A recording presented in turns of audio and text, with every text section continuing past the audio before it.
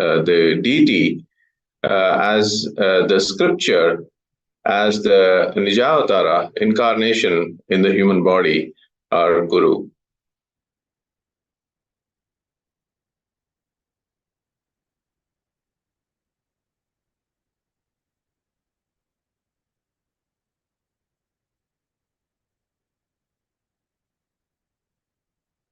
So whenever Sanatana Hindu Dharma, Hinduism, and Hindu civilizations are under threat of destruction, Paramashiva, the primordial Hindu divinity, has assumed the body again and again in the form of enlightened masters known as incarnations or avatars to protect and revive it.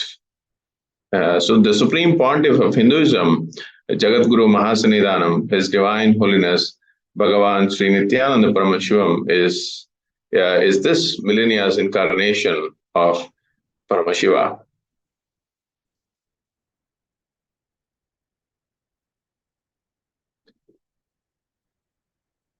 The Hindu Guru Parampara lineage of gurus, in which in Hinduism, which includes all Hindu gurus, Jagat Gurus, the Guru of the Sampradaya or the sect of Hinduism, Jagat Guru Mahasannidhanams, Acharya Mahamandaleshwars, etc., from two Hindu ecclesiastical structures. One is the Akhada monastic order, and the next one is the ancient Hindu monastic orders organized as mutts, adinams, and sarvagnapitas.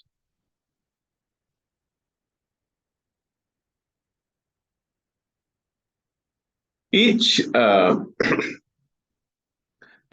Hindu sampradayas retains its authenticity and diversity synergetically on the common substratum of respect for all life, exploring and expressing one's ultimate potential and divinity.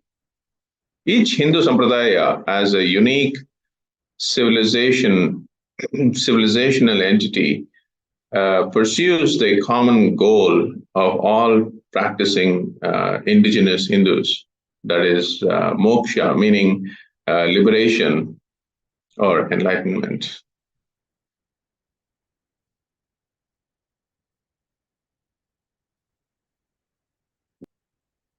Such international customary laws have existed, in Hinduism since the time of Vaivashvata Manu, 11,200 BCE.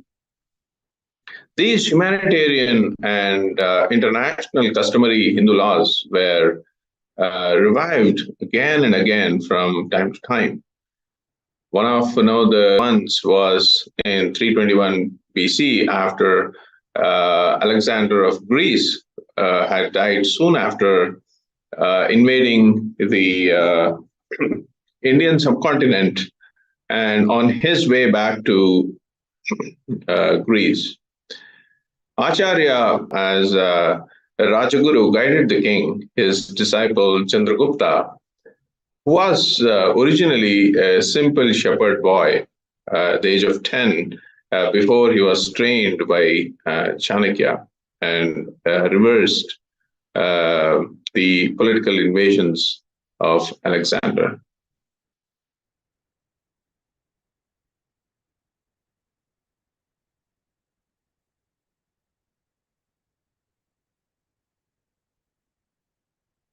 The Akhadas are the apex bodies of Hinduism.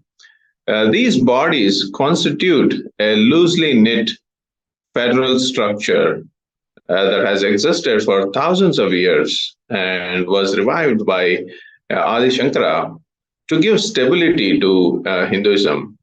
There were 13 Akhadas, in the Akhada Parishad, and the Akhadas were formed by the Dashnami sannyasis. In the modern day, if you see, the role of akhadas is to provide religious, spiritual, and humanitarian services, and mainly to organize the largest congregation in the world, the Kumbh Mela, as we've all seen, many of us have experienced. So, just as how in the modern day the role of sovereign military,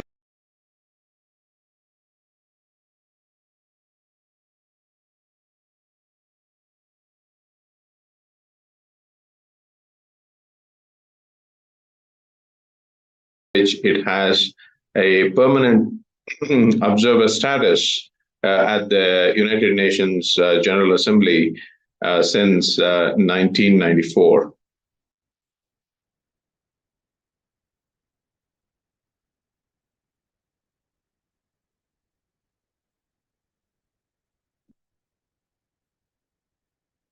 This one, Acharya Mahamandaleshwars are the greatest teachers, senior most religious kings of the spiritual sovereign order of Akhadas.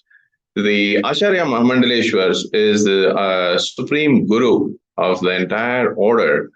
The office of the Acharya Mahamandaleshwar is the permanent and irrevocable. His appointment is like that of a pope. The Mahamandaleshwars and the Acharya Mahamandaleshwars engage, in public discourses and guide all their Hindu subjects and disciples.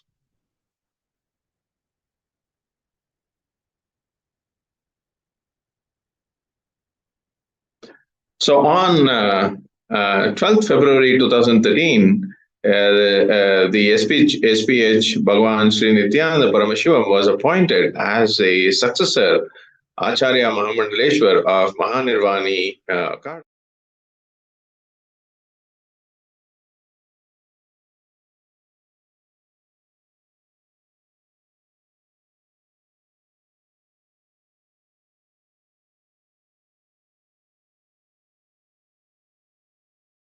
By the Atal Akhada Pitadishwar Acharya Mahandaleshwar Swami Sukhdevanandji as his successor, and the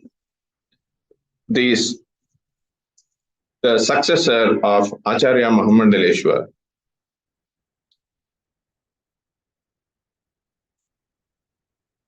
Thereafter, on 11th, 12th, 13th, on January 2015, head of more than 1,000 Hindu samsthanas, ruling seats, kingdoms, sampradayas, and temples congregated. Parama Adipita, Sarvagnapita, Dhyanapita, Mutt, Bengaluru, South India, from all over the world to perform the Atirutra Mahayaga, and to declare his divine holiness as Bhagavan, an incarnation of Paramashiva.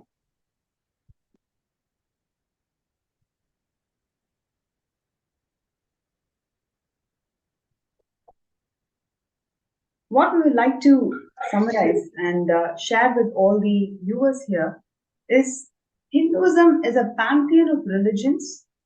Several hundred thousands of sampradayas evolved from the source scriptures of Hinduism, which is Vedas and Agamas. And all these sampradayas had coexisted so beautifully without any conflicts, empowering each and every sampradaya. Now, you may wonder, how was it even possible for coexistence of 100,000 sampradayas? Because all of it is governed by the source scriptures of Hinduism, which is Vedas and Agamas. And the enlightened masters and incarnations, they serve as the constitutional authority and the religious authority to uphold the entire Hindu civilization if it is completely aligned and running as per the Vedas and Agamas. What today we are going to say is the Tiruvannamalai Adina, the entire Tiruvannamalai, which is a temple town, the Arunachala Savannapeetham, is governed by the enlightened masters and incarnation. And as per Paramashiva's promise to the humanity, he incarnates again and again in the form of enlightened masters and incarnation to hold the entire civilization to run as per the Vedas and Agamas and empower the entire civilization into the science of living enlightenment. So this is how the entire 100,000 sampradayas that evolved out of Hinduism coexisted beautifully, because it is all towards one goal, which is science of living enlightenment. The path is different. The primordial divinity could be different, but the ultimate goal of each of the sampradaya is only to advance the living enlightenment and how we can empower the science of living enlightenment in all the people. It is not discriminative. It is about empowering each and every person from wherever they are into the science of living enlightenment. And most importantly, it is eternal. So in today's world, there is a time span for each and everything. Whatever we want in life, there is always this time span. If you are promoted, or if you are working in a company, or if you are doing a business, or if you are buying a house, everything has got a time span. It has got a limit. That is how the current modern society is governed. But in Paramashiva's quote, in Paramashiva's run civilization, it is all eternity. Wherever you are, wherever you have left in the past birth, you presume from there, right? We always feel that, okay, why some people are so blessed and why we are not. It is all governed by the principle of Nithyatva, and the whole ecosystem is only empowered into the science of living enlightenment. And one of the most important components which we would like to share with all the viewers today is the authority which the Guru Parampara held in upholding these values in the ecosystem. We always feel that gurus in today's modern society, because of the ideological persecution that we have encountered over years and years, today some of the Hindus may even not want to share the fact that they are actually following a guru, because the gurus hold the backbone of the Hinduism, which is what the anti-Hindu elements have severely attacked. In fact, every single Hindu guru is attacked today. But in contrary, when Sanatana Hindu Dharma existed in 56 nations, gurus held constitutional apex authority. And they are the ones who actually govern the entire kingdom, and thus were the executive authorities of the guidance and direction given by the constitutional authority called Rajagurus.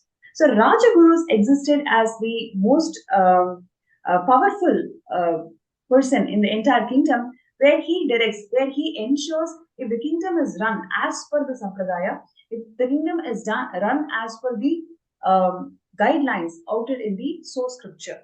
So they ensure that everything is running as per the constitution. When they ensure that it is running as per the constitution, then naturally it is all about empowering the entire humanity with the science of living enlightenment. And when they are doing that, the kings and the rulers, they become the executive authorities. So this is how the entire civilization was upheld, in which the coexistence and the goal of all the civilization is towards the living enlightenment.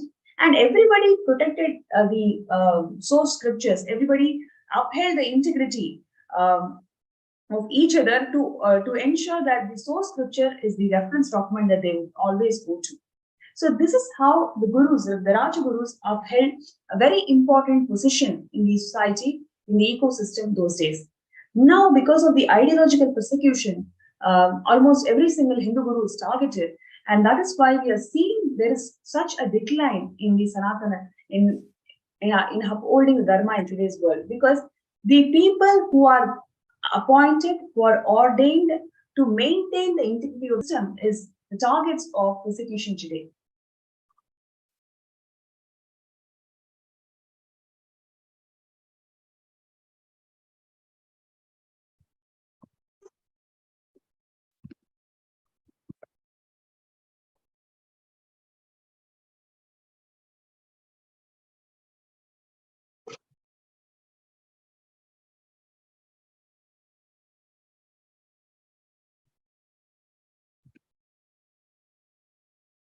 And today, Swamiji is the Guru Mahasannidhanam of 21 Hindu kingdoms. Every time Swamiji assumes the responsibility as the Guru Mahasannidhanam of those kingdoms, the entire values, the entire scriptures, the entire religious denominations, everything associated to that kingdom is getting revived. Every time somebody assumes the responsibility of being the Guru Mahasannidhanam of a kingdom, then it means that we are advancing, we are ensuring that the religion survives for next few hundred years. And please imagine the immense responsibility that Swamiji has taken to be the Guru Mahasannidhanam of 21 Hindu kingdoms. And he is coronated by thousands of Hindu seers and pontiffs as the Supreme Pontiff of Hinduism on 11th to 13th, 2015, in a ceremony conducted as Adurudra Mahayana.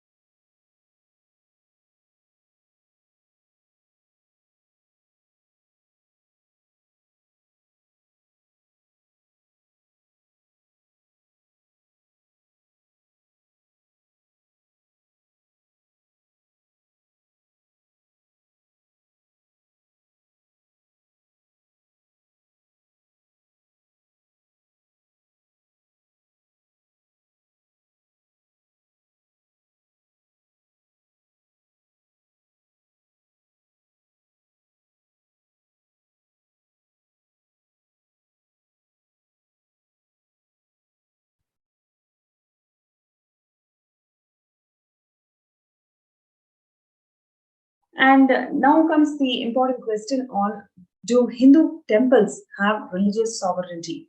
That is the question that we must ask, because in several way, the rites and rituals that needs to be conducted by the Hindu temples do not have their own sovereignty anymore. And that is why we need Kailasa today. Yes, in some states. Yes, in some states like Tamil Nadu, the records are available as to how many religious places are under the government control. And it's important to note.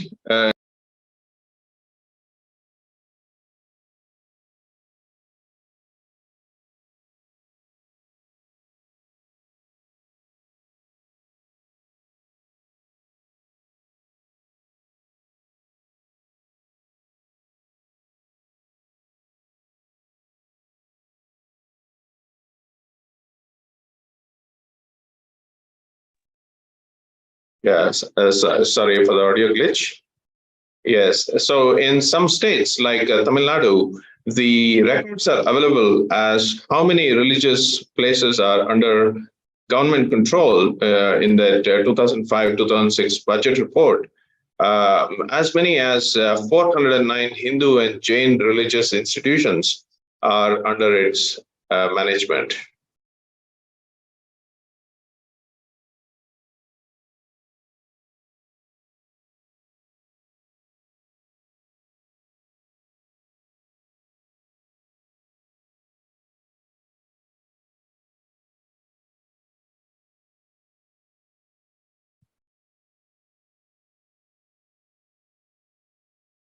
Yes. Example: Andhra Pradesh Endowment Department has 33,000 religious and charitable establishments under its management. There are similarly a large number of temples under the government management, in several states.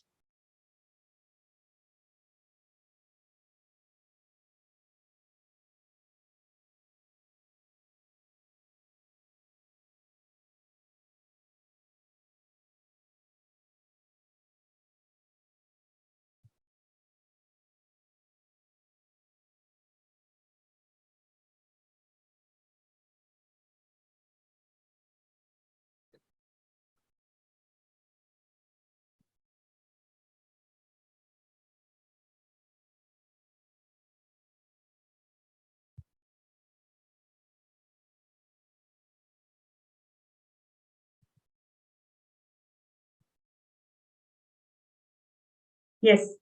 Sorry, I'm completing for the technical glitch. We received the feedback that the audio was not clear when the slides were projected. So we'd like to complete with all the participants. And I'm going to take a few minutes of your time to brief everything that we have been speaking so far.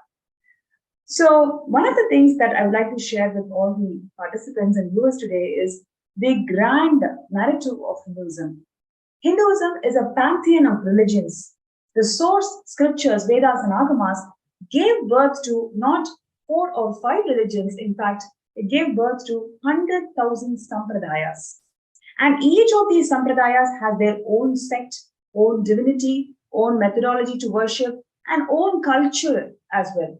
So, in fact, we can even say that Sanatana Hindu Dharma gave birth to 100,000 sampradayas. So, it is not just one religion, it is actually a pantheon of religion. And all of these sampradayas, to our surprise today in the modern world, they all existed in synergy.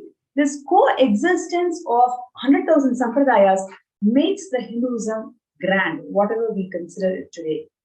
And now we're going to see how it is even possible. How is that 100,000 sampradayas existed so beautifully in synergy? Because the context of each of these sampradayas, the context of each of the kingdoms that are governed by the sampradayas, is all about upholding the core value that everybody is Paramashivam. And the whole system was organized only for one goal, which is living enlightenment.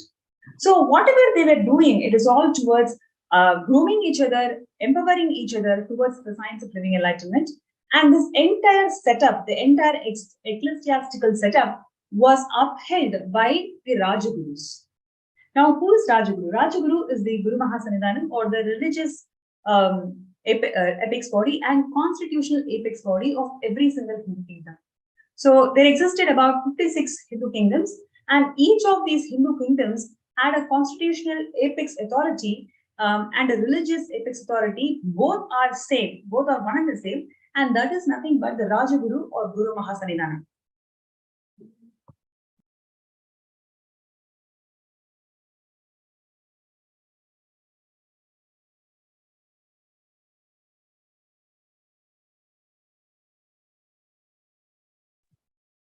So the constitutional authority and the religious authority of these Hindu kingdoms were one and the same, which is Guru Mahasannidhanam.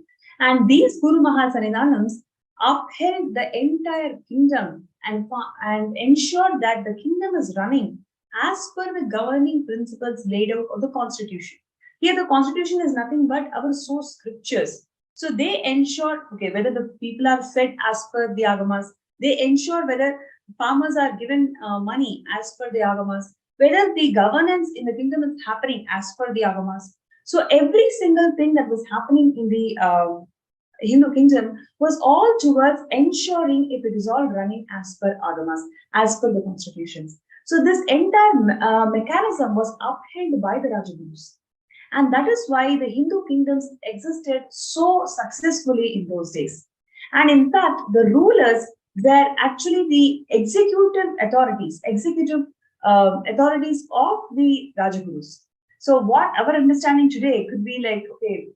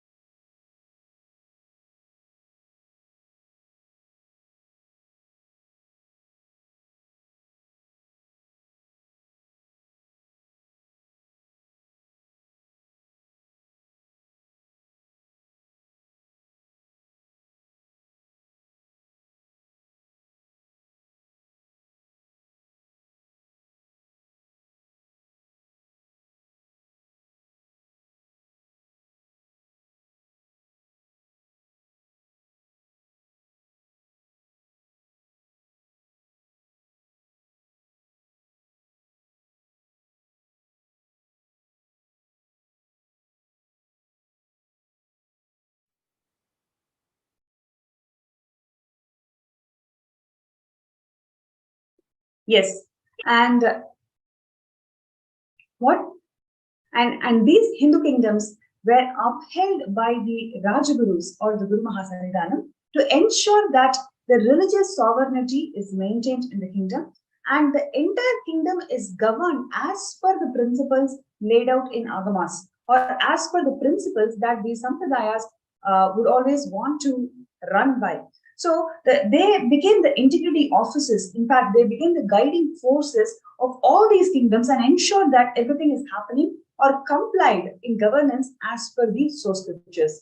So when we have this constitutional authorities as Rajagurus, the kings or the rulers, they became the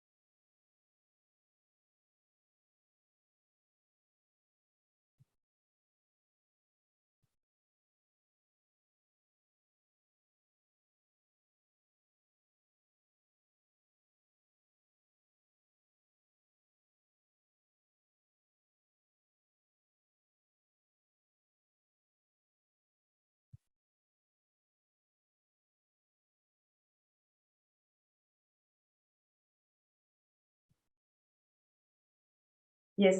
And today, all of us are going to be receiving the darshan of the Supreme Pontiff of Hinduism, Bhagavan Nithyananda Paramashivam, in the temple town of Tiruvannamalai, in the Arunachala Sarvanya. And to keep the promise that is given to humanity, Arunachala incarnates again and again in the form of enlightened masters and incarnation. And Swamiji is the 1008th incarnation of Paramashiva. And he's grazing this entire ecosystem. He's reviving this entire ecosystem to its original glory. And today in our Adinam Kailasa Tiruvannamalai, Annadan is happening. When I say Annadan, it is not a normal, regular food services.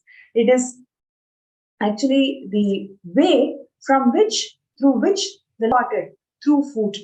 Every single aspect that Hinduism and the Hindu ecosystems upheld, whether it is free food, whether it is Goshala, whether it is free education, whatever services that the Hindu ecosystems upheld in those times when the kingdoms were there, everything is towards the living enlightenment. So these humanitarian services were used as a tool to impart knowledge, to impart the science of living enlightenment to masses. So this is how the entire community, the entire kingdom was all focused towards the upliftment. And here the upliftment is making sure the people are living the science of living enlightenment.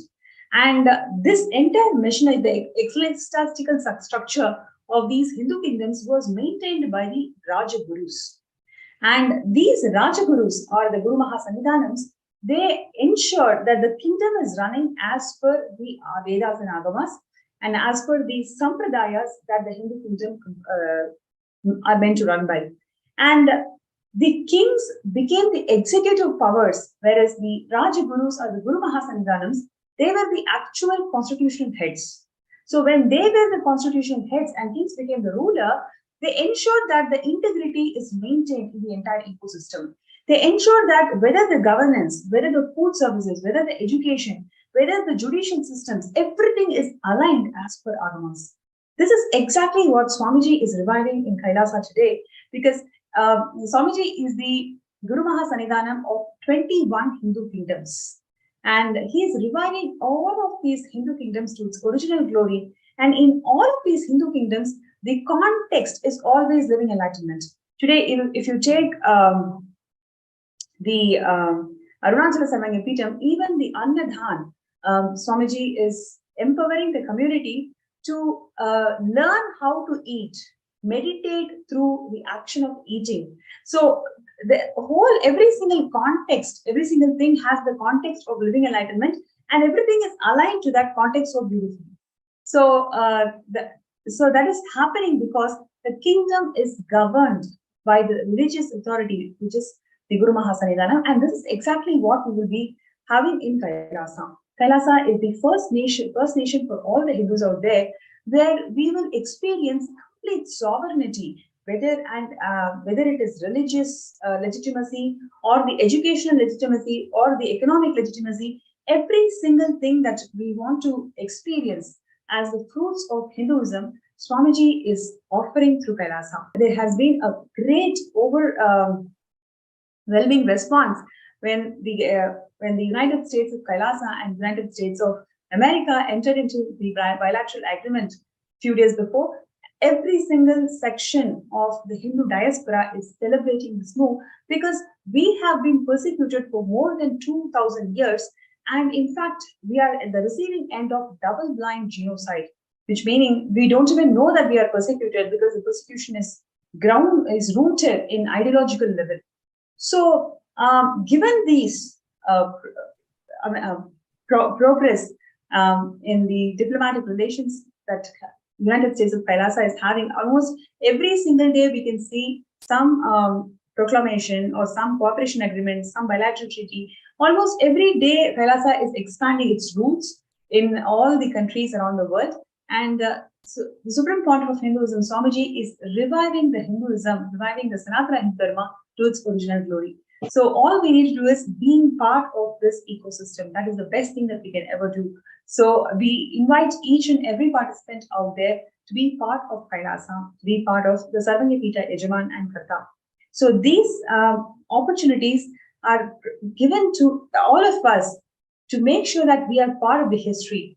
When you become part of Sarvanyapita Yajaman and Karta, we are actually becoming part of the entire history. So we will be projecting the sign-up links for all of you. So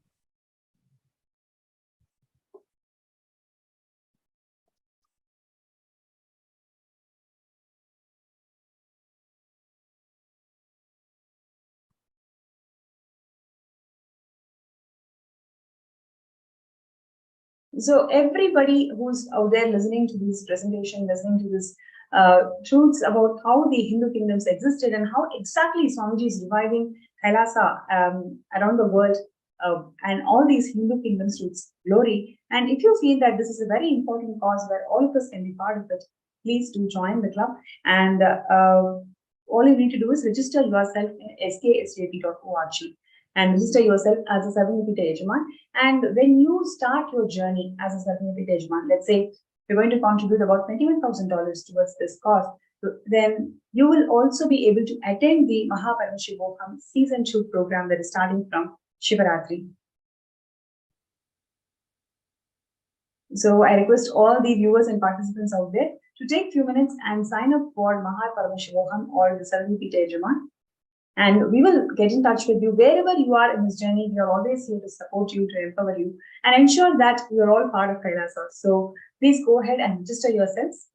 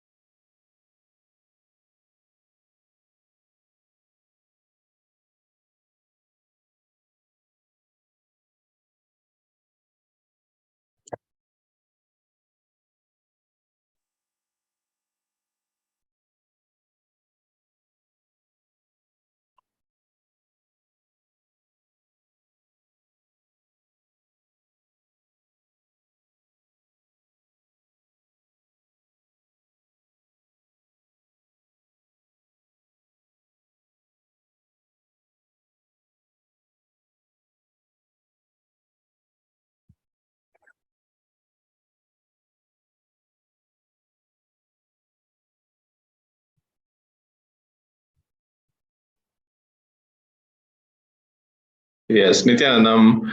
So while we're waiting for the SPH, gracing, for live darshan, it's very important, for us to, really understand the not only, the 21 kingdoms, that we had, and really reviving, Supreme Pontiff, is not only reviving, these 21 kingdoms, for the religious, sovereignty, maintaining this civil sovereignty. It is important, not only to revive, these 21 kingdoms, but how with Swamiji is also has created more Kailasas around the world. If you see in the United States,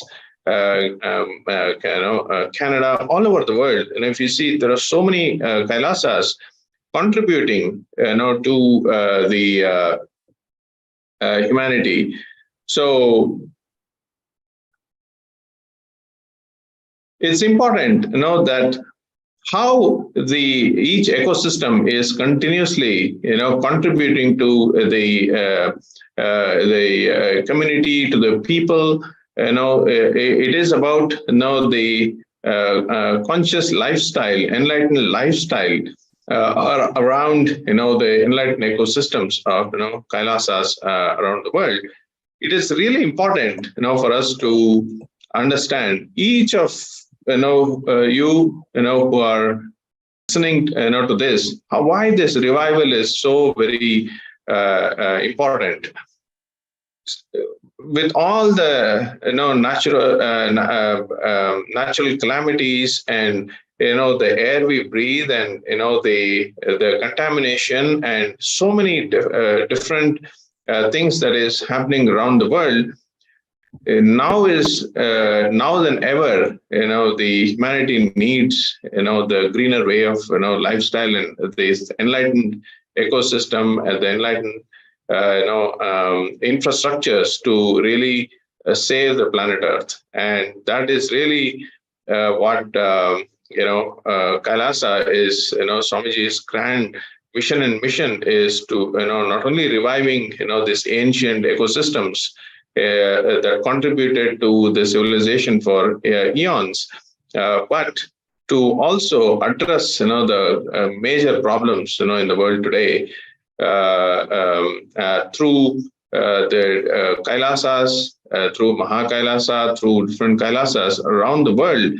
So we are able to, really, through our humanitarian, global humanitarian initiatives, we are able to contribute to the humanity in a very big way, to bring changes, to the planet Earth. So all of you who are, really passionate, about, Swamiji's vision and mission, and now is the time for all of you to take that, decision to why you have a very strong reason, to jump